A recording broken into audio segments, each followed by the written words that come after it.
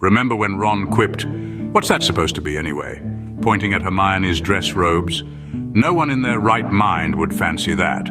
A classic case of foot in mouth, wouldn't you say? What a way to kick off our journey into the fourth installment of J.K. Rowling's enchanting series, Harry Potter and the Goblet of Fire. This book, first published in the year 2000, took the world by storm, enchanting readers with its mix of magic, mystery and mayhem, all while introducing us to the trials and tribulations of teenage wizarding life. The Goblet of Fire is where things really start to heat up. No, really, we mean it. The book literally starts with a fire, a goblet of it. But this isn't just any fire, this is the Goblet of Fire, a magical artifact used to select participants for the highly anticipated Triwizard Tournament. This tournament, a time-honored tradition, hasn't been held for over a century due to its dangerous nature. Yet here we are in the fourth book, witnessing its return. It's meant to be a friendly competition between the three largest European wizarding schools, Hogwarts, Beauxbaton and Durmstrang. Each school is to be represented by one champion, chosen by the Goblet. But as many of you know, things don't always go as planned in the wizarding world. Despite being underage and not even entering his name, our protagonist, Harry Potter, is selected as a fourth participant.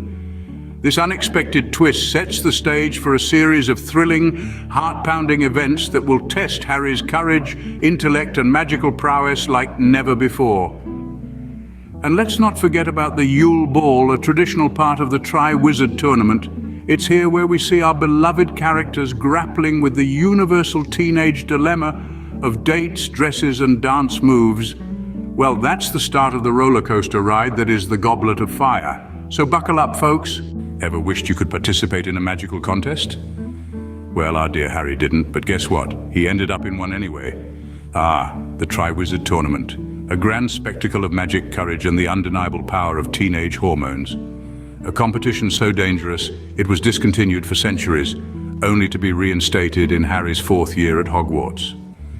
Now, this isn't your average school sports day, mind you. It's a grueling contest involving three schools, Hogwarts, Beauxbaton and Durmstrang, and three tasks that would make even the bravest wizards break into a sweat. The first task?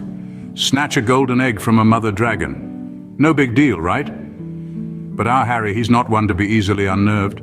With a little help from Hagrid and a clever use of the summoning charm, he gets the egg and lives to tell the tale.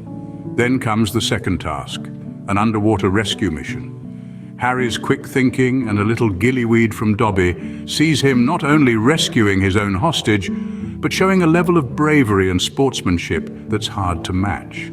The third task, navigating a monstrous maze filled with creatures and spells that could give anyone nightmares. But Harry, along with Cedric Diggory, emerges victorious. A shared victory, a rare thing in the Triwizard Tournament. Throughout these tasks, Harry interacts with fellow champions, Cedric, Fleur Delacour and Victor Crumb. Cedric, the Hufflepuff heartthrob, Fleur, the enchanting Beauxbaton champion, and Victor, Durmstrang's Quidditch star. Their interactions bring out the best and worst of their characters, showing us that even in the magical world, teenagers are still teenagers. But the tournament isn't just about challenges and dragons, it's about friendships, rivalries, and the strength of character. It's about growing up, stepping up, and never giving up. It's about Harry Potter, the boy who lived, the boy who fought, and the boy who won. And that, my friends, was the Triwizard Tournament in all its glory. But remember, not everything is as it seems in the wizarding world. The graveyard scene sends shivers down my spine just thinking about it. The night was as dark as the intentions that lurked within it. In the murky shadows of Little Hangleton's graveyard, an event of unparalleled darkness was about to unfold. An event that would change the course of magical history forever. Yes, my friends, we are delving into the moment that left us all gasping for breath. The return of the Dark Lord, Voldemort. The scene was set. Harry Potter and Cedric Diggory, two competitors in the Triwizard Tournament, were transported to the graveyard, unaware of the sinister plot that awaited them. A plot hatched by two of Voldemort's most loyal servants, Peter Pettigrew and Barty Crouch Jr. The unsuspecting champions found themselves in the heart of a chilling ritual that would resurrect the most feared wizard of all time. The ritual was as gruesome as it was effective.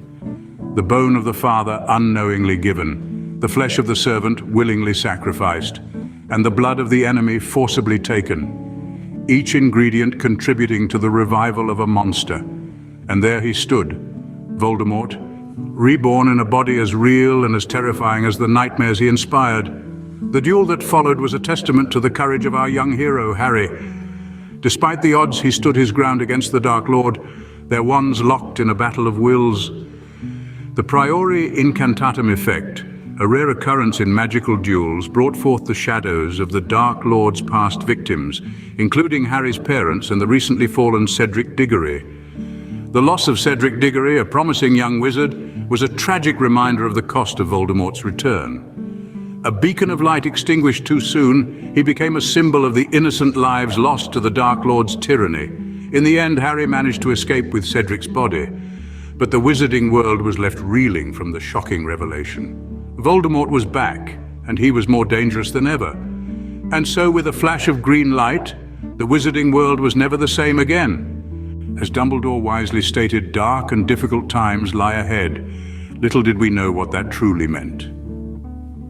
In the aftermath of Voldemort's return, the wizarding world found itself in a state of disbelief and denial.